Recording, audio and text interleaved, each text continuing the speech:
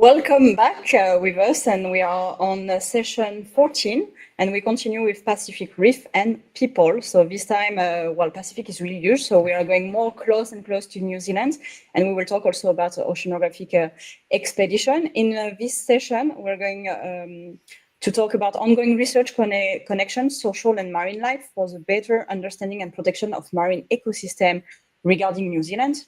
And also research already carried out in the Pacific to better understand the resilience of corals to climate change, from expeditions at sea to the lab and to the people. And so with us for this session, we have the pleasure to have them back. We have Marta Mutuni, which is a Marine Mind PhD student at the University of Auckland, starting soon, so for New Zealand. And then we were also joined again by Eric Rottinger and Aldine Emil from researchers at the University of Côte d'Azur at the ERCAN lab. So thanks for being with us again for this second session. And how should we go for? Perhaps if we let Eric and Aldine. Yeah. So Eric, Aldine, maybe if you want to go more perhaps this time on your experience with Pacific and what you were saying, just also being on the expedition, perhaps also with a Tara expedition mainly, and so the work they are carrying about and your role into that. Okay, so I will start. It's a pleasure to be back. So just to give a brief background, so I'm a molecular biologist. And I always worked on marine organisms, mainly cnidarians, sea anemones and corals. And I had the chance during my postdoc to join the Tara Oceans expedition. And then since I started the lab at the Institute for Research on Cancer and Aging, to join the Tara Pacific expedition from 2016 to 2018. And the goal of the Tara Pacific expedition was to sail across the Pacific from east to west, south to north, to visit 32 different islands in order to sample coral species, water, plankton, fish species, to get a global idea of the physiological health state of the coral reefs in the Pacific during a specific period of time. And personally, I had the chance of flying to Indonesia, and we didn't get the research permit there to sample in Indonesia, but then we went straight to Palau, Micronesia, and that's where we started to dive on little islands that belong to the Republic of Palau until we reached the main island. So it was very interesting and fascinating to be on board. So just to give you an idea, the Tara schooner is a sailing boat. I think it's 25 meters long and 8 meters wide. And we're about 14 people on board, 7 sailors and 7 scientists. And so that's a whole scientific adventure, but also a human adventure, because you share your space for several weeks with people that are very engaged for the science and the marine or just the nature in general, the environment in general. So it's a lot of very passionate discussions. And so while we were sailing to the main island of Palau, Koror, we stopped in little islands where there was just nobody living. And we're diving in very pristine sites. And what was really shocking, this was this contrast between these very pristine sites and the pollution that was present in those sites. So there was clearly nobody living there that could pollute. So this was just pollution that came from the Pacific Ocean that landed on those little beaches and affected the marine life, the birds, and everything around it. So this really shows the global problem that we face, that is visualized by marine debris, plastic. We're even fishing out huge televisions that were floating around in the middle of the Pacific. And this is only the stuff that we see. This is an example in here. You also see a Nautilus shell that was part of the trash that we collected. So and it's really the part that we can see, and it's not the not visible part of the pollution that the oceans are facing and that are leading to the global warming.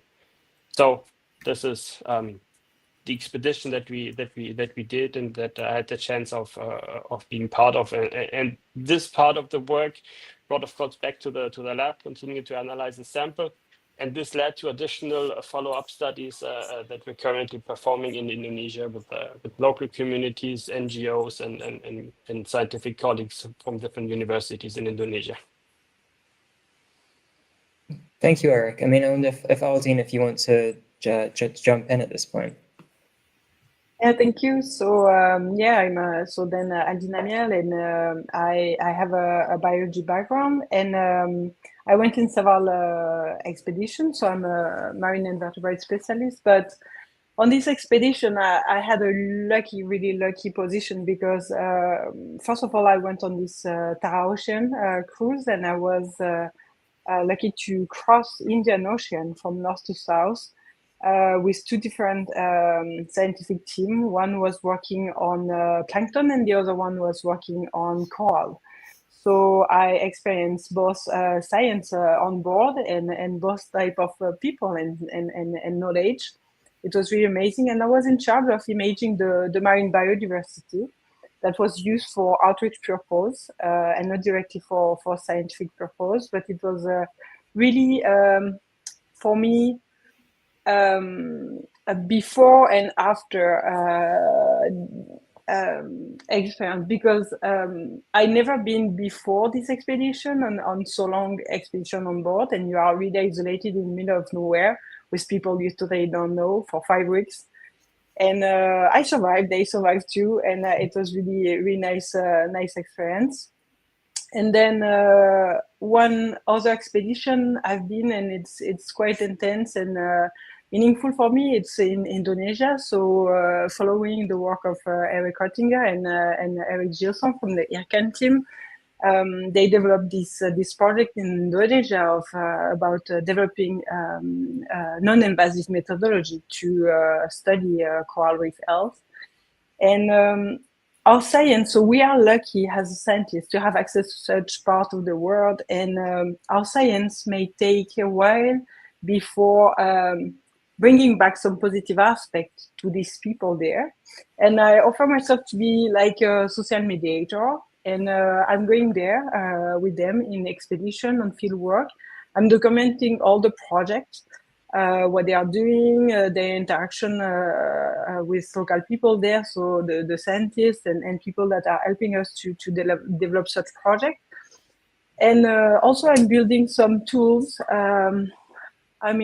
communication tool. What I find meaningful for me in this project is to try to highlight the hidden biodiversity of coral reef that people like us, or also like local, don't used to see.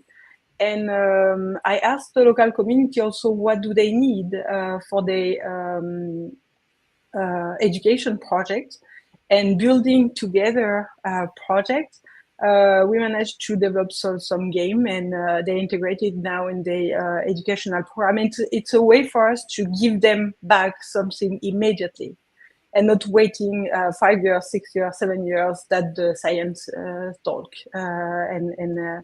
And so it's wonderful connection there, and it's really an expedition because we are really lost in the middle of nowhere, and we live with the weather and with the water from the rain, and without these people there, our life will not manage. It's really based on a really trustful relationship, and it's really wonderful to be there with them.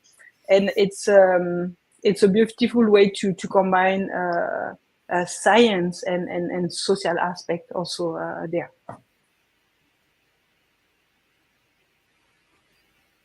Yeah, as a follow-up question to both Aldine and Eric, just more generally, like, what's the difference between the work you do and the rhythms of your work on expedition versus working in the lab back in say Nice? Like, how does it differ, and what kind of what sort of different experiences do you have? Like, the people might be interested in that.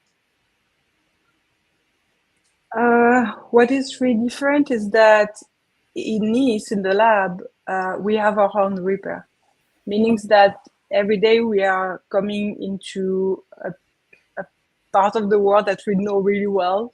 Everything is quite stable, even if sometimes it can be a little funky, but every day we know where we are going, how things will happen, people we know, and so on.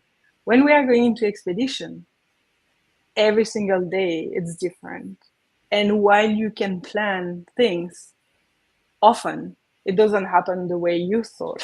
I mean, you think about, you plan about. You have to live with elements. When you are going field work, you have to live with the wind, with the rain, with the sun, with people, with encounter human, non-human, and it makes the science much more, how do you say,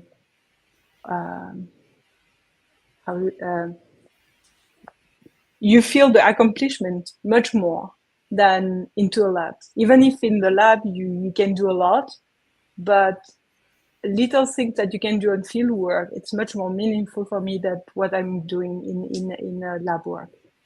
And I don't know, what do you feel, Eric, about that? But yeah, it's my feeling.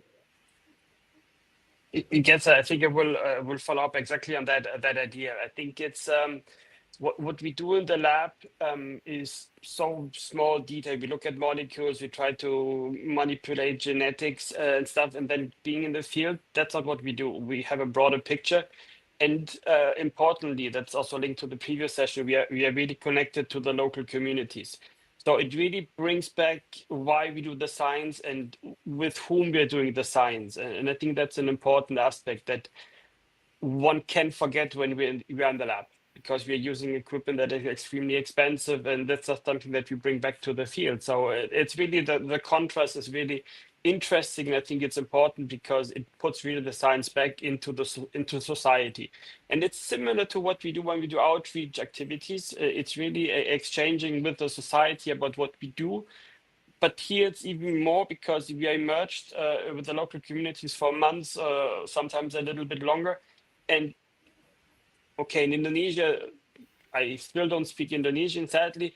Communication is not the easiest, but it's still, you get a connection and you get more and more the feeling what they need. So you adjust the science also based on the needs, because you want not just take samples, but you just want to share the stuff so that it's useful. Exactly. So I think it's really what Aline started to say. It's putting back the science into a more societal context. Thank you. And it feels like, oh, sorry, you go, Aline. If I may, sorry, one thing that popped up into my mind, in fact, is the rhythm. Because when we are doing experiment in the lab, we impose ourselves really crazy rhythm, and we have the plan, and everything's run, so we do, and then when we are on site in field work, okay, we plan something, but like I mentioned before, so many things can happen that the rhythm is just much mellow than even if it's sometimes it's much more physics, because it's more physics to dive or to swim or to walk, but the rhythm it's much more mellow on field work. Thanks for sharing. It feels like this could be a transition into to Marta, where it felt like you gave us a little preview of your upcoming PhD and some of the work that you're doing, maybe reversing the direction with, say, the way that some knowledges or practice have gone, or maybe trying to question or challenge some of the conceptions that perhaps we might have, but that might be held or prevalent in the West and about its scientific community. So I give the floor to you, Marta. Thank you, and thank you for having me back again. So yeah, I think first we touched upon this earlier, but just to say what a rahui is.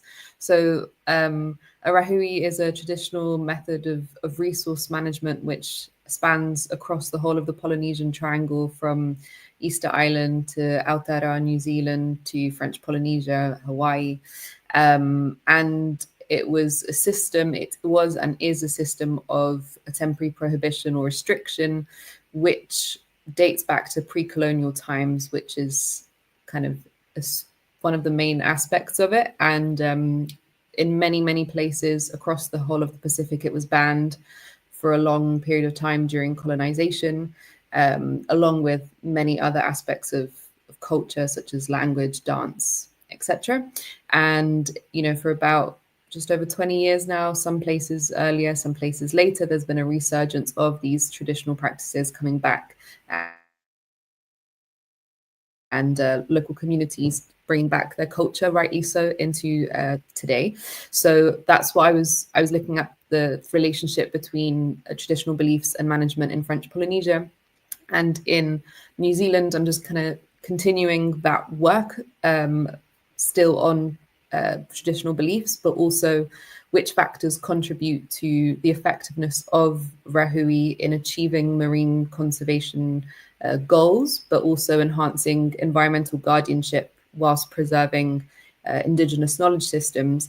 And I would really like to compare these practices with legally recognized marine protected areas in Aotearoa. I think a few things to mention, which come back to what Aldine and Eric were saying, is that a big part of my reasoning to do a PhD and wanting to do one was to, it wasn't just solely pure science, as in I really enjoy the topic that I'm going to be doing, and I loved studying this stuff in French Polynesia, but I really didn't want to just do a PhD, which was just going to be, me writing a thesis and then stored in some books. I really, if I was doing a PhD, I wanted to do something where my research can be useful, and I can, not just for the sake of science, but also how can, my work there, I'm going to be there for a few years. What do the communities need, as Aldine and Eric were saying? And, whilst the research will take a while to be published and all that sorts of stuff, what can I do? Is it to prove in a scientific, we were speaking about this a little bit before, but can my PhD in some sort of way help Rahuis be recognized on a political level, as in, especially when we talk about ocean protection, everything is kind of interlinked with, it's not just social science, it's also linked to politics and history and all, anthropology and all sorts of other, let's say, themes in the world. So it's quite an interdisciplinary subject that I'll be doing, and I'm very excited to do that. So yeah. We can continue, because you use the word interdisciplinary, I guess also for Aldine and Eric. When we go back to this expedition, in a way, it's a little bit this interdisciplinary feeling that you have, because you're there maybe as a scientist, sometimes as a photographer. With Kaika, we talk about that also as a previous session. But then you were saying sometimes you do completely something different, or you have to just be with the expedition, just leave something different. So can you give more insight perhaps about your experience with us? Yeah. Martha, do you want to? No, go. No? Okay. Okay, you go. So yeah, I have a really good example. When I was on a Tara cruise, on Tara Ocean actually, while the scientific team was in the water, diving, taking pictures and so on, doing their scientific stuff, Captain came and asked me, "Oh, Aldine, the team need a big table. We are in the middle of nowhere, and we don't have a working big table. So we need to build it. You will do it." I said, wow. So now I'm a carpenter. I will do a big wood table. So they managed to find a piece of wood. I mean, they store on the boat. And luckily, one of the sailor was really good at doing wood stuff. So both of us, we built this huge table that the expedition, the ocean, keep for the entire expedition. It was a movable table, and so as a biologist, I mean, I built this nice table for people to work on, during all the cruise. So it's just some things that can happen like that. Yeah.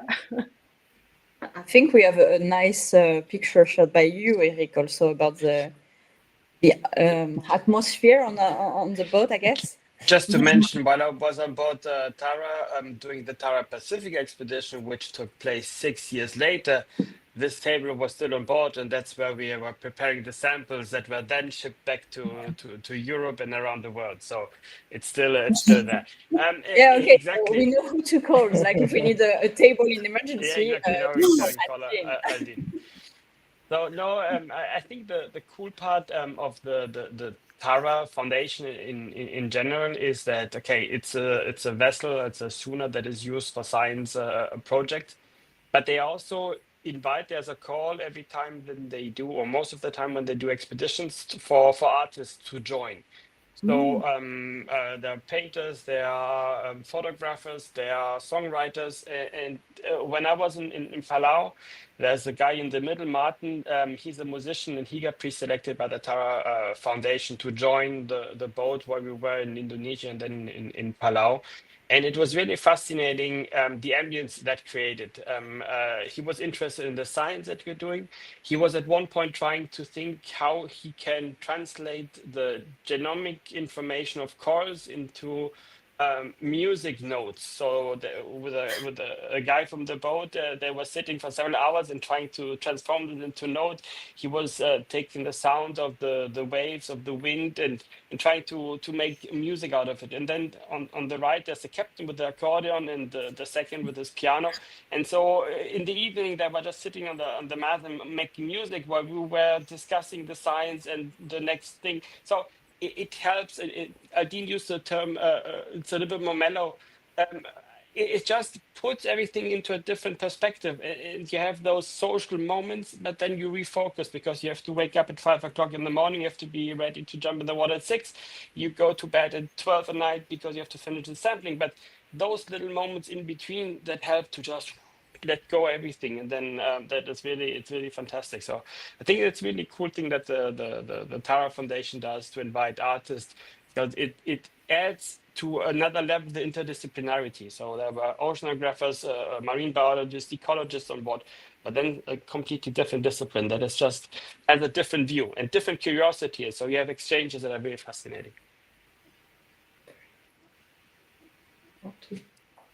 Yeah, I guess I could, just jumping back to Marta, I guess it seems like within some of your work, or what you're kind of like conscious of, is maybe like some of the histories of colonization, both within intellectual thought and science, as well as kind of like politically. Like, how do you try to work beyond those, or how do you try to navigate that history to try to open up different possibilities? Yeah, I think one is definitely being aware of it, doing research, obviously, to knowing all the impacts. And then I think what struck me a lot in French Polynesia was, I think it was the place, also I was there for quite a long time, that you really still feel the effects of colonization today. Like, and you hear a lot about colonization, we've read it in history books, we've got taught it at school, but to actually be in a place where I met people who had tears in their eyes telling me that they weren't allowed to speak their own language until 10, 15 years ago. Like, it's something that it's a very different feeling living it, and not me living it, but living with people who'd been through it, and then just reading about it. And then I think coming from this is also, I think, something that I'm super interested in. I will definitely be involving in my PhD is using indigenous methods of, like, indigenous research methods in my PhD. So how can I think, yeah, my PhD will be quite a journey in itself of decolonizing my work as much as I can, coming from a different perspective and trying to integrate indigenous research methods into my methodology in order to just really go about things in a different way and try. I'm not trying to set a different standard for the whole world, obviously, but if researchers, if we put our mind and time and energy into something, then I think it can lead to a much more concrete impact, especially at the local level. So that's something I really hope to do. Yeah. I guess perhaps a bit more personal, but Marta, you've been through Mare, so I have known you a little bit. So it's just like also talking more perhaps about your background and how did you came up to this point and just reaching that. I think maybe if you want to share, because I think it's really important and people also sometimes we forget that that's really nice that Aldina, every time you just like also tell your background from where you're coming, also Eric, but I think Marta, maybe we can learn also a little bit more from your background and how you from where you went and how you're going there. Yeah, I think that's a really good point, because when I look at people that I really admire, especially in the ocean field, everyone comes from such different backgrounds and have had such different journeys that you can't follow one, as in everyone really has their own path. So mine is also very random. I did my undergraduate degree in human geography and Spanish. So, not very marine scientific at all, but still in the human geography side of things, so a lot of social science.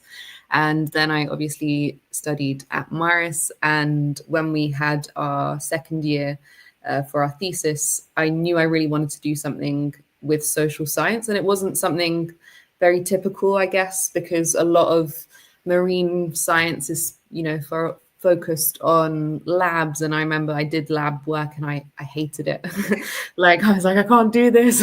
I can't do this. I want to be speaking to people. And yeah, so I was like, I was very determined on what I didn't want to do, I guess. And that brought me to a very special place where I think Christelle knows I was struggling for a while to find, a fit for me that I really didn't want to. I really wanted to take the opportunity to do something that I really wanted to do, and it was going to be meaningful. And so when I contacted Tamatoa and this opportunity came about, I was like, wow, this is the perfect mix of social science within the ocean marine world. And as I was doing it, I was like, I can definitely see myself continuing down this kind of path. And, maybe I'll change my mind in 5 years' time. And kind of, I hope to, because everyone does really cool things, changing paths here and a bit there. So yeah, we'll see where it takes me. But yeah. Well, thanks, Marta, for sharing. Yeah, I think we're coming towards the end of the session. And I guess we'll just, as with the previous one, if we could just get your kind of like 30-second takeaway. But to be fair, we'll start with Aldine this time. 30-second takeaway about going to an expedition. I mean, it's just, I think that anybody can reach an expedition, even if it's not scientist, okay? You can reach such expedition as a musician, a cooker, a photographer, a scientist also, a mechanician. I mean, on a boat or somewhere on land, but just do it. Because this allowed you to reconnect, in fact, with the world. While you are so isolated of what you think is a world, you really reconnect with it. And it's a really wonderful opportunity to know you also better. And I will advise anybody to go into an expedition, to try it. So we know what we have to do next. Yes. We'll Football put and Maris around the world into practice. Yeah, we will go with our boats around the world. Yeah, could be nice. Eric?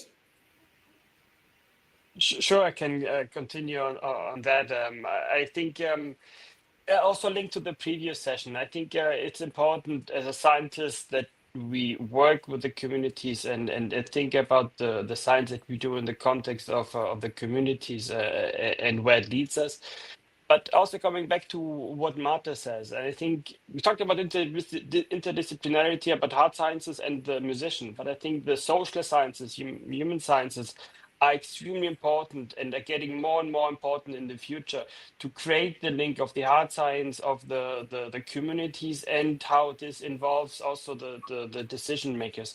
And I think this is really the interdisciplinarity that needs to be pushed forward.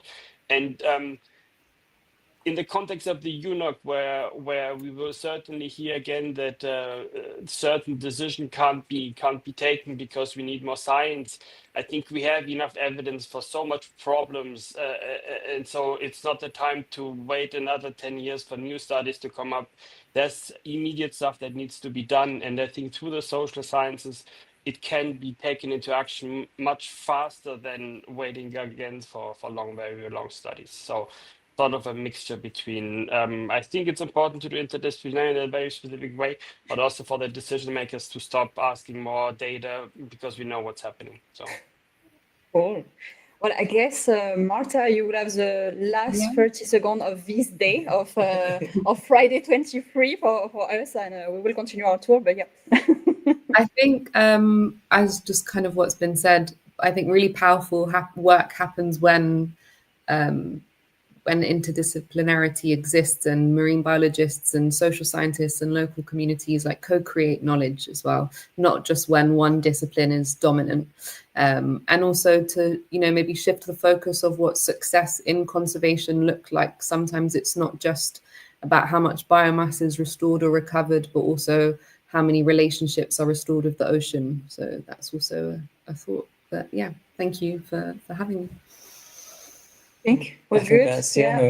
Just sharing perhaps a bit of your beautiful picture from all this expedition and time you're spending. So thanks again for being with us. Of course, stay with us, because even if the day is ending, we continue. The morning is coming.